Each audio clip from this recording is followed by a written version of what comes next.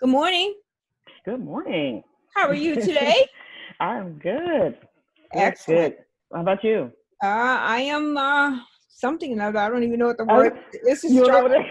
It's a struggle. That's all I can tell you. day Uh, to day, man. We be like, I'm good on Tuesday, but I might not be good on Thursday. So hey, you a- know. Amen. So please tell us your name and share Okay. anything with us that will help us get to know you a little bit better that you feel comfortable sharing. My name is Andrea Grady, and I have been in the Durham area, I would say 4 years now. Coming from Charlotte. So primarily my whole career, IT career was developed there. Mhm. Um, I would say this is 20 years now. Yeah, this will year 20, coming out of college. So been here at Duke, and I have been in the enterprise applications division of DHTS, Mhm. and I've been in one role there, and then I recently transitioned to an analyst two role. I would say last year, last year. So yeah, that's my Duke experience, versus the non-Duke experience. Because people always say, okay, well, where are you coming from? What's your experience, you know, with diversity and what have you in other companies versus Duke, and it's always two different sides. So I like to be able to be open enough to communicate both sides of it, because Duke would be my um, first university slash health position, whereas I came from um, public school system Mhm. and the actual local government, Mecklenburg County. Mhm. So yeah, I have a vast variety of environments I've been in, including banking. So so yeah, that's one of the biggest things, and why I'm glad we're talking today because to be honest with you, like I said, it seems like we're repeating the same sentence. It's like, where's the diversity for people of color, especially Yep, women? exactly. And each time that I go into the different environments and in different industries and what have you, I always look around and, yep, it's not many of me around. And it's like, yeah, I know IT is male dominated. I totally get it. Yeah. But it's like sometimes where are the rest of the women Hmm. and just more people of color? Just Absolutely. more people of color. And again, I can't believe it's been this long since I've been out of college and been working towards my career. I feel like I'm still a newbie, to be honest with you. Still 20 years, and you know what I'm saying. Like if you talk to someone such as yourself or somebody else, they've been in it 25 plus years, and it's like I'm. I guess I'm in the middle. Not necessarily junior yet. I feel like I'm a sophomore headed to junior level. So based on years of experience, Yeah. but it's still that same question. Mhm. That's still that same question. I recently read on LinkedIn, we're still talking about the same thing. It's like the percentage of women in the IT field, those who have started versus who've left, Mhm.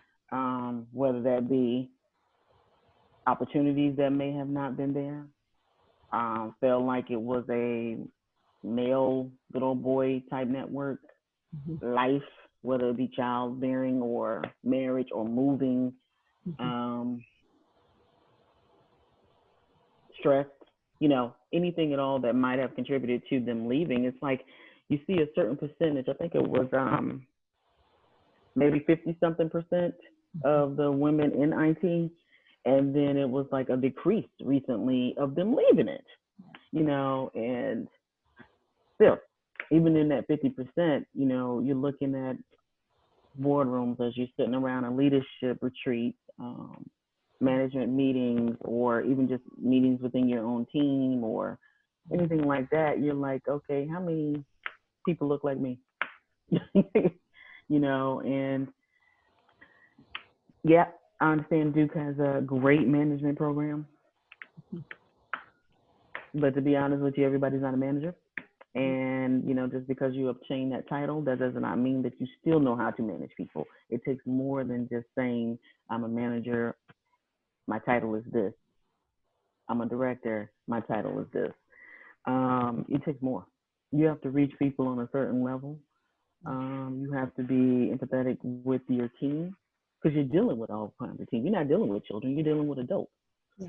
So I think that's one of the things that still frustrates me the most, even coming in with Duke.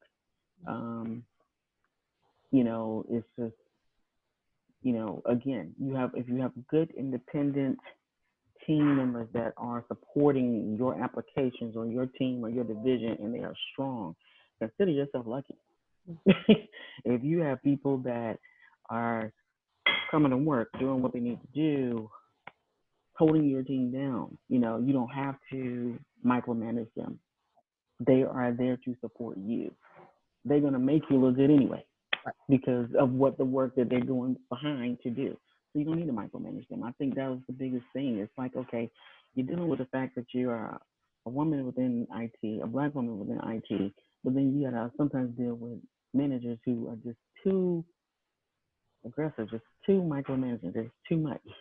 And I was thinking, well, maybe that's part of the reason why a lot of women are leaving the field as well. Yeah. That came with stressors. You know what I'm saying? That all comes together, and it still frustrates me with that because it's like you got to give people an opportunity to shine. You got to give people an opportunity to be who they are, um, and bring their talents to the table. Absolutely. You know, Let me ask you a question. Did you grow up in Charlotte? grew up primarily in Charlotte. Yeah, we moved in '87. Yeah. And Yeah, so Charlotte has been home. so you moved Charlotte's home. you moved Charlotte to Durham in 1987? No, we moved from Rocky Mount to Charlotte in Charlotte. '87, Okay. and moved to Durham. I've been here 4 years. My husband has been here 5 years.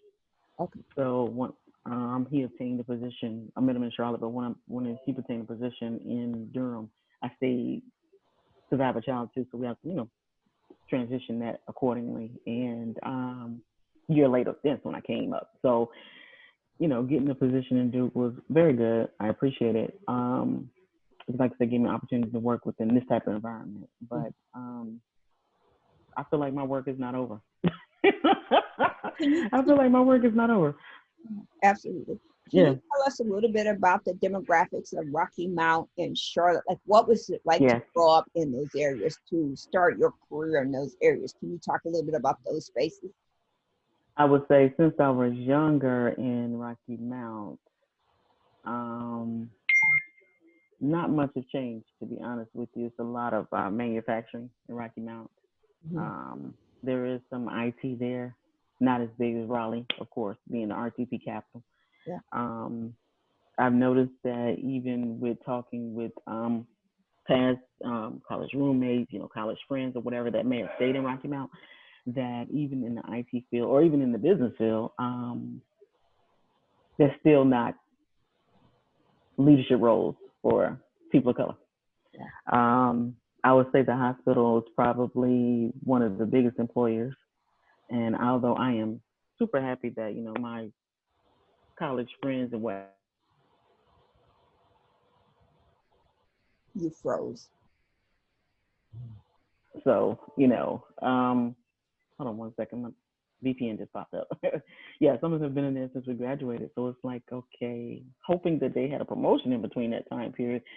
But I don't know if you're at a managerial level, So seeing that we moved there, so when I was early in age to Charlotte, it allowed me to complete my high school there, go back to college in Rocky Mount, graduate, and go back to Charlotte because I knew that the booming businesses were coming. Like I had came out of college and was working for Apple. Okay, Apple was coming there, and they, definitely a customer-based center for Charlotte. So it was a big thing. It was like, okay, you don't have to just necessarily be working in banking because that's what Charlotte is primarily is banking. And you don't necessarily have to be there. So it was a great opportunity to just jump right out of college and go right to work for Apple. Yeah. So that gave me that experience. I was like, okay, there's a difference here. There's a, I don't have to necessarily go backwards and necessarily work in banking or necessarily work in mortgages and things like that. I can definitely still branch out within my degree. Yeah. So working from Apple to, I did go to banking. I realized that wasn't the type of environment I wanted to be in. Banking is just not. Banking is just not. And then I started branching out a little bit more, and I've touched bases with automotive industry in their IT department. That was pretty cool to get an experience of how the automotive industry works, but in their backing behind IT. Mm-hmm. And then I went right into the public school system. So, because Charlotte has one of the largest urban public school systems. Yeah. So it was a great experience to go into 2 different roles there Mm-hmm. and get some great experience with learning how the school systems work in and out, Mm-hmm. dealing with the teachers, dealing with the principals, dealing with the janitorial staff, everything, dealing with the CFO, superintendent. And then I transitioned from that and went to Mecklenburg County. So therefore, I was able to learn how the health system side of Mecklenburg County works within their IT infrastructure. Um, so I would say that moving from Rocky Mount was definitely a plus. I'm glad my mother chose that route. My mother and my stepfather chose that route to go ahead and move from Rocky Mount and go to Charlotte. They knew that, more opportunities for themselves were there, Yeah. And like I said, I look up and it's 20 years and wow. And then, like I said, life changes again and you have children and, you obtain your graduate degree and, you continue to work, try to make new connections, try to, promote yourself, try to learn, try to do any kind of professional development. Mm-hmm. Yeah. And then from there, I applied at Duke and came on up here. So let me go back to what you were first saying. So I have been in IT for 45 years. I started off when I was 17 years old. Yep. I started off as a data entry clerk. Okay. Made it to a programmer, network design, project manager, and eventually manager. In my 45 years, the highest role I've ever had is I was director of IT for the School of Medicine at UNC Chapel Hill. So I think unless we are able to form a coalition of people who are promoting Black and brown people to higher roles, if your life and your role is going to be anything like mine, before you get to, like, will you ever be a CIO or a CTO or a COO? Will you ever have any of those roles in your lifetime? Maybe your children or whatever, but will you see them? And there's a TED talk. The woman said that there are more men named John in leadership roles than there are women. Now, I mean, if you just take a minute and process that. John, I guess John is a pretty common name. Yeah.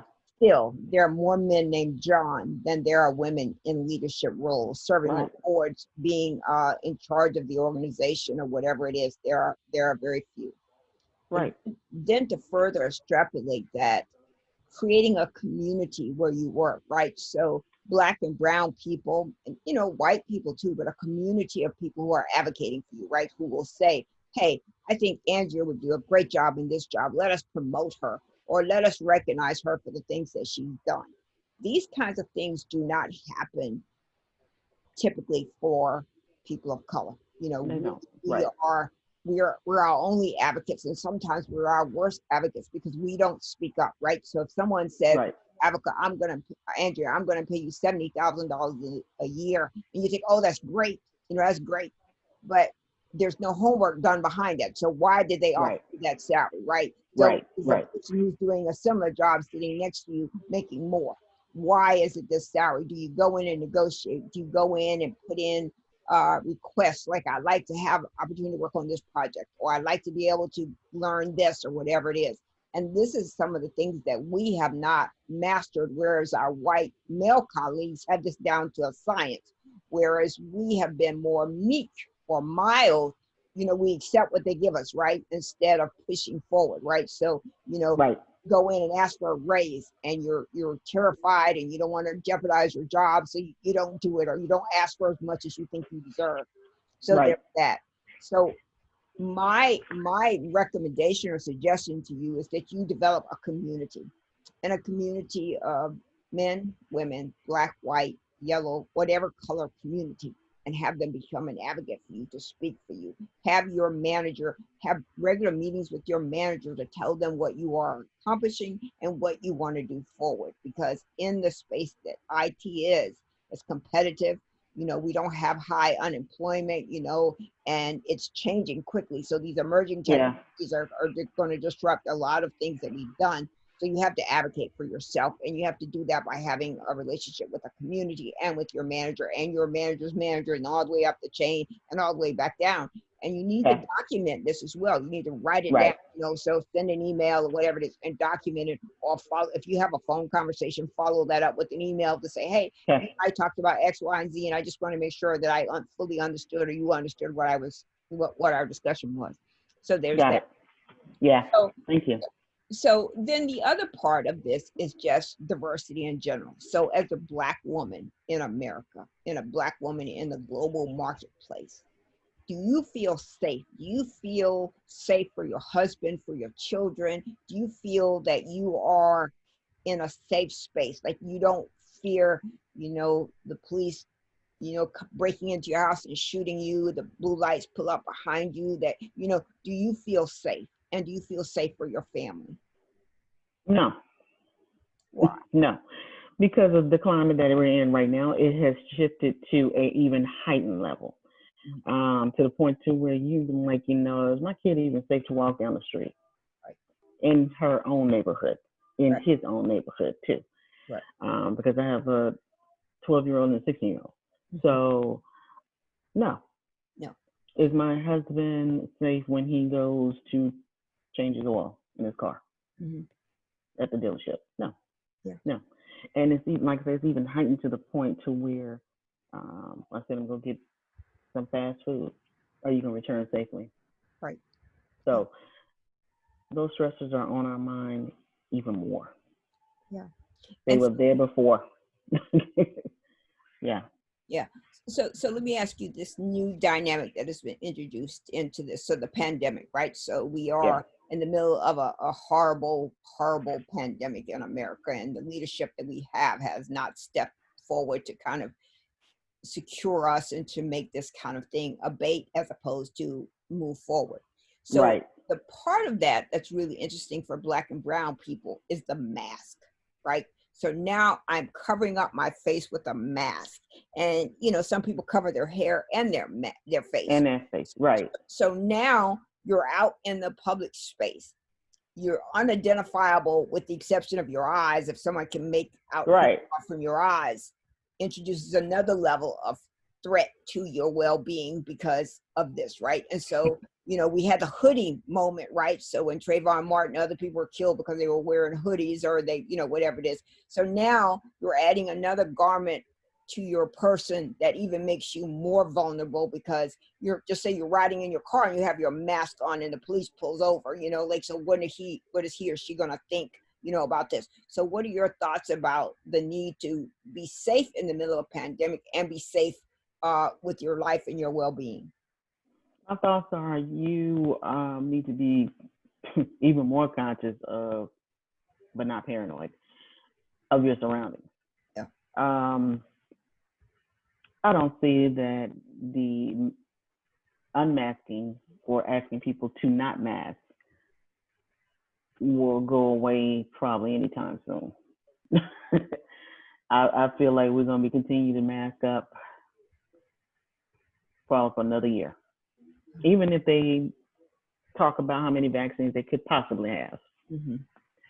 I think it's very smart on behalf of, in our situation with Duke, to work from home, because honestly, in the building that we're in, I'm an elbow touch to the next person. That's how open our area was converted in when we moved into that building. And many fought against it with surveys that were sent out way ahead of time, town halls to express their opinions. We even had a management meeting in our division, like, this is something that's not going to work. This is way before the pandemic. And so just your personal space, sanitary wise, just your personal space, no longer being in the queue to give me some type of walls. We're just table to table. I can see your head. Like I'm looking at you, I can sit at my desk and see your head. Wow. So right then and there, that was like, yeah, I understand the open concept, but it doesn't necessarily work always in IT. Have you So all it was changed like, that? Has no, that changed? No. no, And are you? no. So they're just working from home. They push you to go ahead and work from home, or they go ahead and they're actually deciding to kind of relocate people that was in one building because of the amount of people that's working from home now, shifting to the other side. Yeah. So yeah, that was a smart move there as far as the pandemic and what have you. I'm pretty sure that will save them money in the long run as well. They're longer in that building. Right. Janitorial staff don't need to clean that side. Right.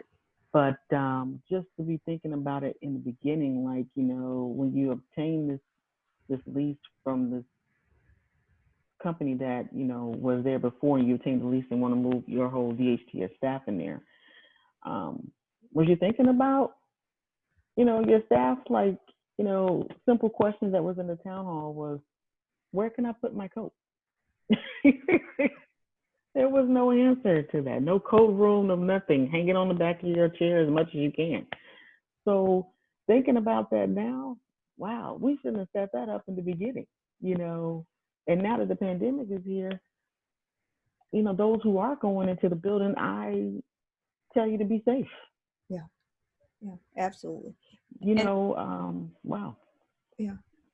And so you are allowed to work from home now. And do you have an Right. end date, or will you be able to work home until there's some resolution to this pandemic? No end date as of now. Pretty much it seems to be permanent because, like I said, the areas that we were in are now becoming hotel areas Okay. for those who need to spread out, you know, because even in our area, which was not a big division, you walk around on different floor levels and wow, this area is really packed. Like they put this whole team in this area and you got desks like this, you know, and you just like, yeah, there's no space over here. Yeah. So to just think about it from the fact that before the pandemic, because that would be around January when we moved in. So those the larger teams might have moved in December. Mm-hmm. No, that wasn't safe Yeah. to be in that area during this pandemic. And it kind of was not a good idea to even kind of put that type of layout there because people just didn't have any privacy. Yeah. You know, I'm talking and I can hear her conversation. I turn around, I can touch him, I can do this, and he's right here. I mean, no, you know, so those are the things that, like I said, bothers me again. You know, one of the things that I noticed that in the town halls that we had before we moved to the building was like, you know, what are your general thoughts? And it's like, don't ask us if you're not going to really consider Right. it. You know, so with the businesses that are declining, schools that may or may not be opening, Yeah. places that you need to go with masks, this is going to be ongoing for a while. Yeah. Um, doesn't do anything to your mental unless you are able to practice tools that'll get you through the day, Mm-hmm. get you through the week, Mm-hmm. just taking care of your mental clarity. Mm-hmm. Um, that's one of the things I think that we have got to continue to learn, even during this time period, even at home. Mm-hmm. You can't just look around these four walls all the time. You know, you got to get out. Yeah. You know, so that in itself is another stressor. Yeah. So I want to go back to the topic of diversity. So in your workspace, you highlighted some issues with diversity, but Yeah. I don't know how much you know about Diversify IT, but that was a birds of a feather from Tech Expo from 2014. A woman by the Okay. Bryn Smith put that to us. Paula Herber and I co-chaired Tech Expo that year, and so that was put forth, you know, and so it was a very small thing, but eventually it gained traction and became Good. what it is today. Good. Yeah. How do you see the value of things like that? Like what are the pros and cons of groups like Diversify IT or diversity, you know, that you hear all about? Like on LinkedIn, we have Amplified Voices. You know, what are your thoughts about these kinds of organizations, and how do they help, or what do they bring to the table that is for your benefit, if I any? say it's a yes, it's a great benefit. You just gave me a plug. a few minutes ago that I need to do Yeah. on behalf of retalking and making sure that I'm prioritizing the things I need to do to be able to continue in my field with managers and team leads. So thank you for that. Your group is excellent. To be honest with you, I've been here this long and I just found out about it. Yeah. So on the DHCS side, not hearing about it too much. Yeah. Because it was done on the university side. I will Yeah. say that Paula Herber, who was, she was a consultant over in DHDS. I don't remember what area specifically she worked in, but she was very much instrumental in us.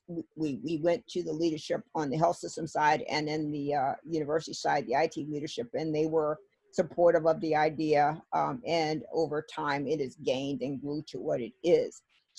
So I do think it is something to do. The problem, and what I've been trying to say to the current chair, specifically LaShonda, is like, you're going to need to get the leadership to buy in and put resources in it, right? So not just to have these conversations, because we can talk all day, just like what we're doing. We could talk all day. The purpose of my chats, these chats, is for other people to listen and find the places where there are areas for improvement, not just to sit here and listen to me talk. Because these stories are known, right? We've been from slavery, Jim Crow, Reconstruction, and every other thing that you could have. We've been there. We know this. So as the Black and brown communities, we are experienced with the hardships it is to be Black or brown, right? We know what that is. But yet people that are not Black and brown and in leadership roles to bring resources to the conversation, right? So how are you going to amplify this person who's struggling in their department? How are you going to advocate for this person to get a new job? How are you going to do that? And that's what I think all of you that are members of Diversify IT need to be stressing, not just to have chats, right? So to have these,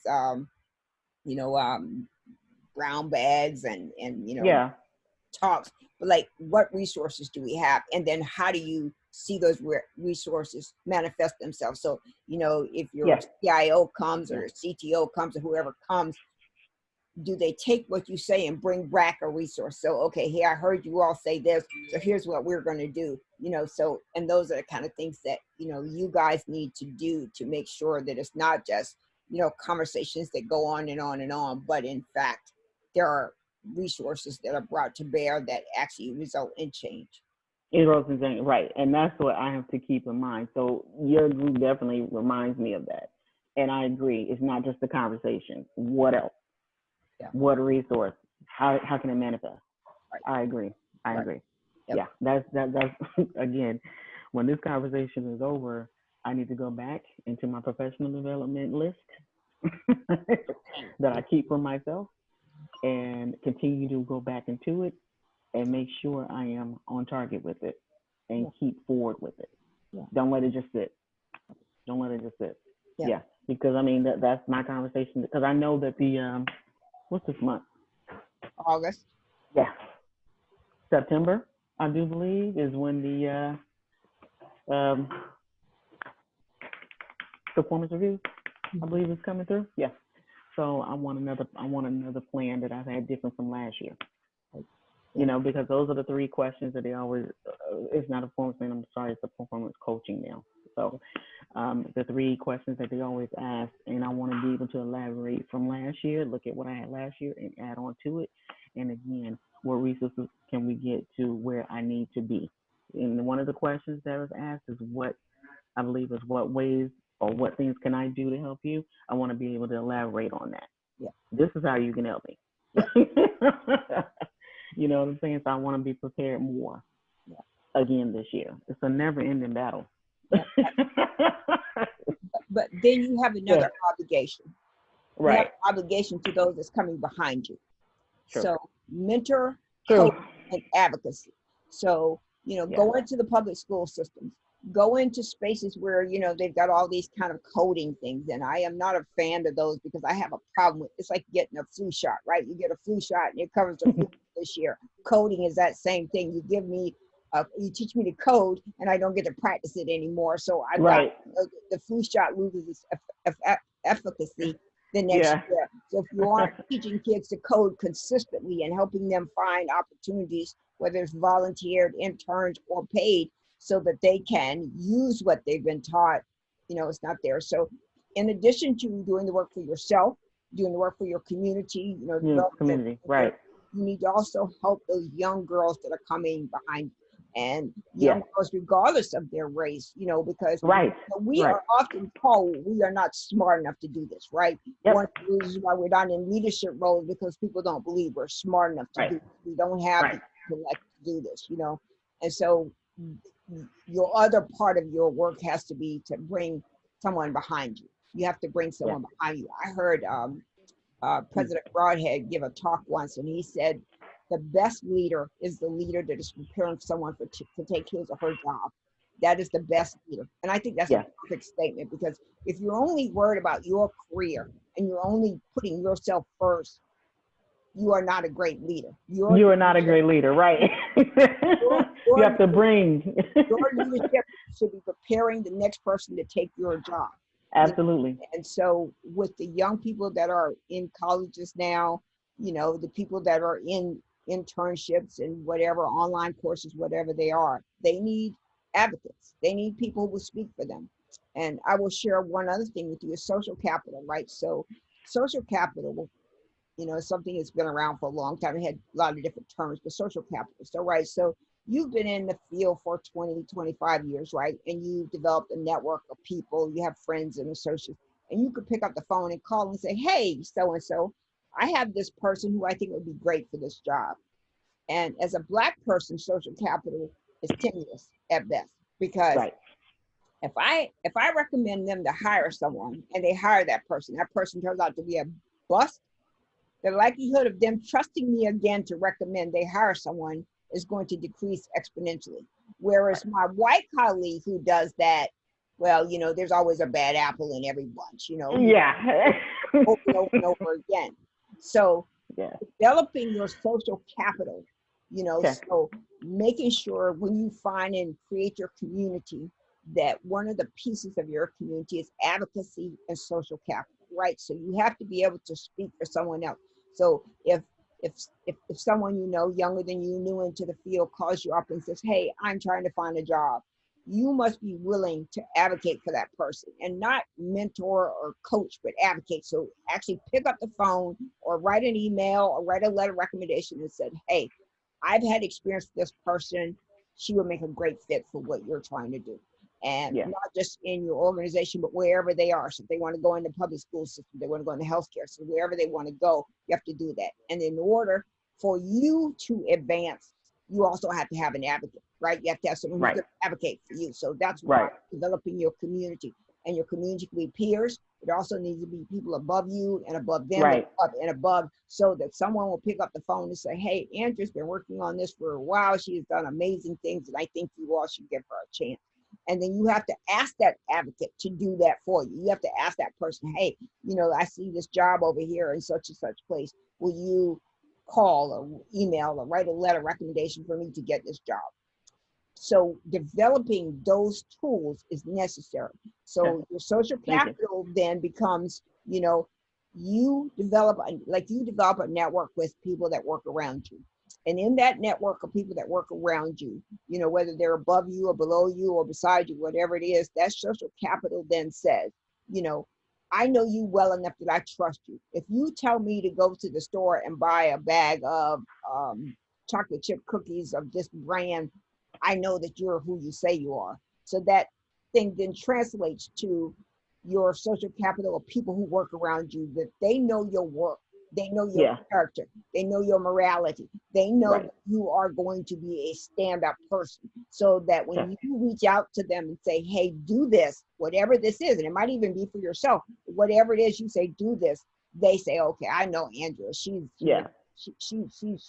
She knows what she's doing. So yes, I'm going to do this for her. And then if the person you recommend turns out to be a bust, you don't wait for them to come back and tell you. You make sure you follow up. So when you recommend, let's just say if you recommend Jane as an obvious name, you recommend Jane.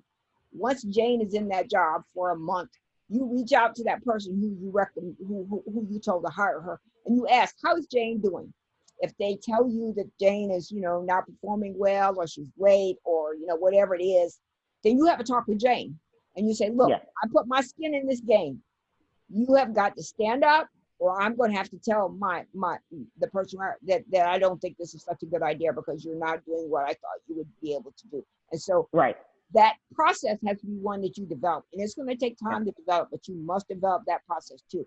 And reaching back, the greatest gift that any person can do is to bring someone up behind them, to reach back. Right. I agree. So Yeah. Yeah, I agree. Me and my husband were just talking about that as well, with his role in the place that he had just left, and people who are looking on LinkedIn saying, hey, you got this opportunity too. He's being that advocate. So yeah, I agree. Absolutely. Definitely. Yes. So yeah. my last part of this question is to talk about Mr. Floyd. Did you see the video? Yeah. What was your reaction? What did you feel or see? We're having the same repeat conversation. Yep.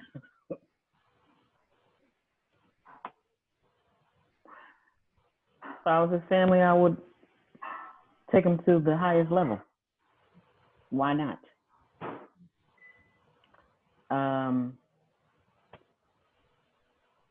The arrogance of the cop.